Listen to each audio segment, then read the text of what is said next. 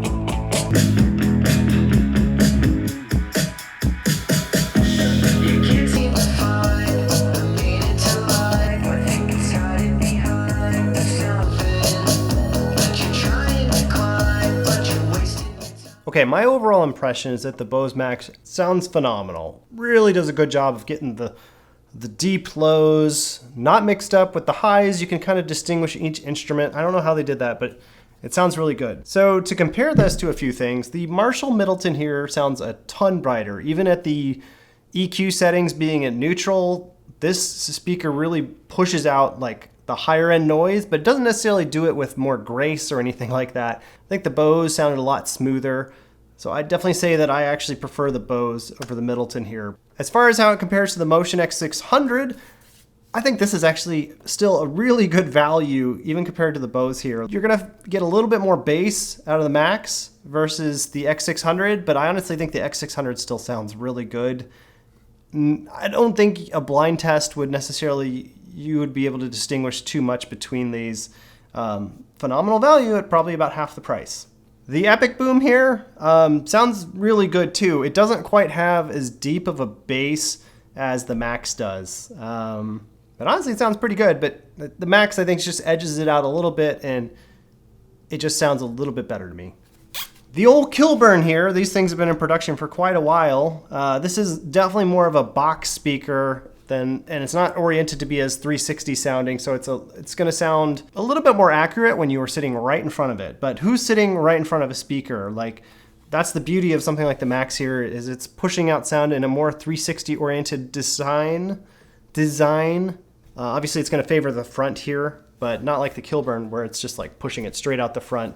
It sounds good when you're only right in front of it, so that's kind of a limitation there. Comparing the Max to the Bose Flexes here, still a phenomenal value if you just want to get the Bose Flexes, but gosh, it is a pain to set up the stereo pairing with these things compared to the Max.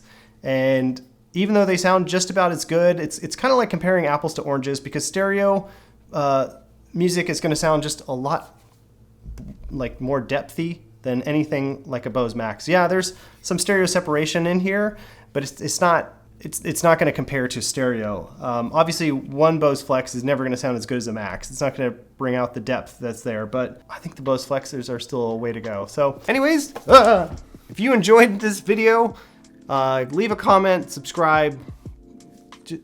I hate begging for you to do that. You don't have to do anything, but if you do like hanging out with me and you feel some sort of bond here, not bondage, but bond with me, then leave a comment. Let me know you made it to the end of the video. And for getting to the end of the video, I give you a Bose star